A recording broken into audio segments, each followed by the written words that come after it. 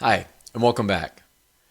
I think intuitively, or at least probably around age 13, which was probably 46 years ago now, I think I always wanted to be a financial advisor or be in the portfolio management space, a financial service industry. But one thing I definitely knew I did not want to do was be a father. And here I am, 49 years later, the father of triplets plus one. And reflecting, I'm going to get to a story here in a second, but what I wanted to kind of focus on today was how being a father, I think, has helped me be a better advisor. And let me illustrate that with a story. So, as you may know, one of my daughters is a swimmer, competitive swimmer, and we spend a lot of time in the pool. And swim, as I've learned over these last 4 years, can be a very lonely, demanding, isolating, headspace, drama-filled sport. And this weekend at a swim meet, it was emotional for a lot of kids, not just my own. And I remember distinctly turning around the corner of the bleachers and seeing one of my good friends and her daughter there in tears, didn't have a good event. And I thought about walking right by because I didn't necessarily want to interfere, but then I stopped and thought about, well, if that was me and my kid, I would have wanted that person to stop.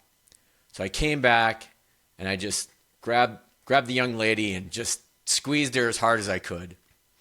And that was kind of the story of the weekend. Every day, over 3 days, someone was always upset or in tears, and what I was thinking about in those moments is all this work that I do working with the families at TAMMA, and how I don't know if I would be that empathetic as an advisor or understanding as an advisor if I didn't have these experiences with my own kids and with kids I interact with all the time. That's the one thing that's really been interesting about being a parent. You hear the phrase, it takes a village.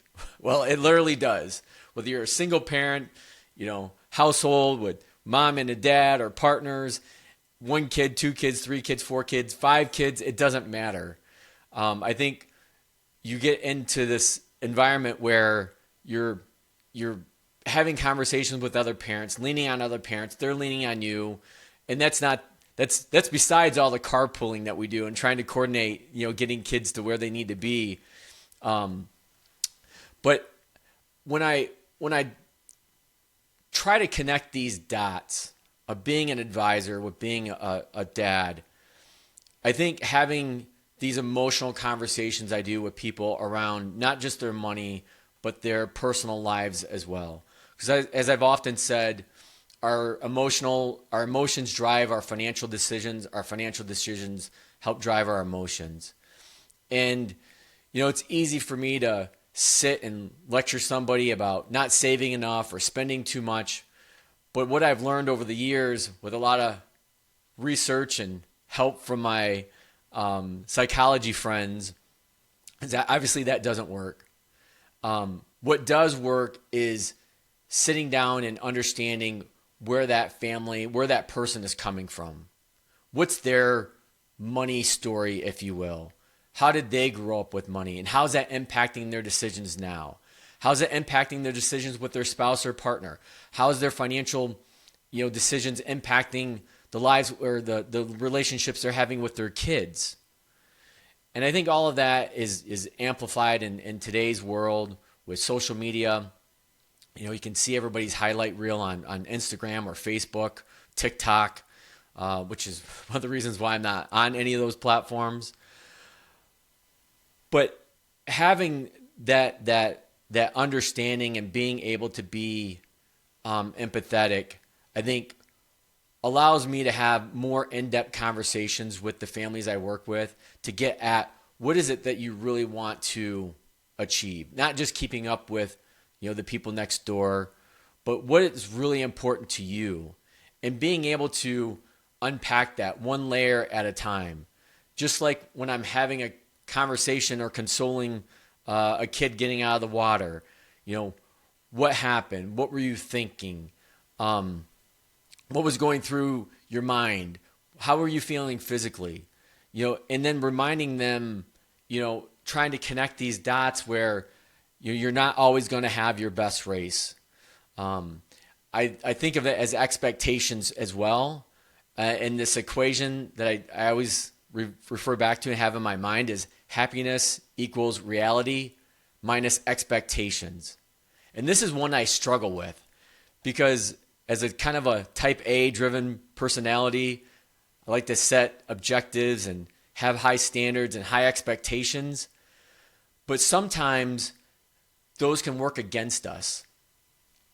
Meaning we can have too high of expectations and reality doesn't match those. And obviously, that leads to unhappiness. I see it in the financial space. I see it working with my families.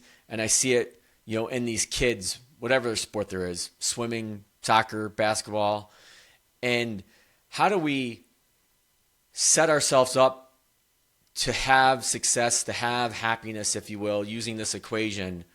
Because we want to have expectations.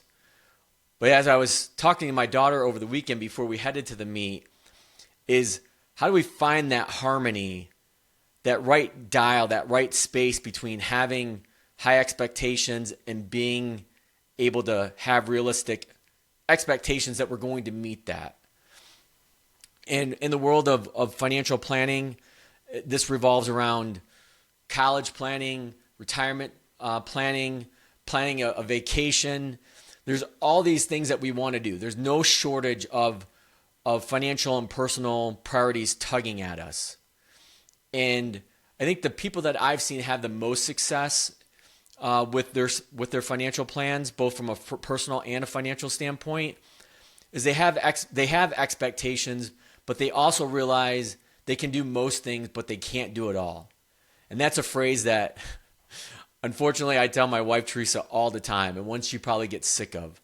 But I think it's very true. I think it's very true for a lot of families in our situations, especially at this stage of life, where there are so many things you want to do. You want to spend time with your kids. You want to go on that nice trip. You want to save for college, help put them through college, but at the same time, save for retirement.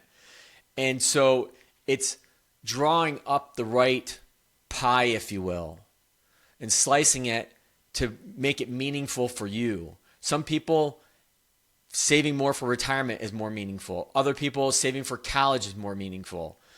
But having that expectation that you're going to be able to save all you need for retirement, save all you need for college, and, oh, by the way, like live the lifestyle that you want, and I'll do it by the age of whatever that you want to retire at, that may not be realistic. That could be, in a lot of terms, it's unrealistic.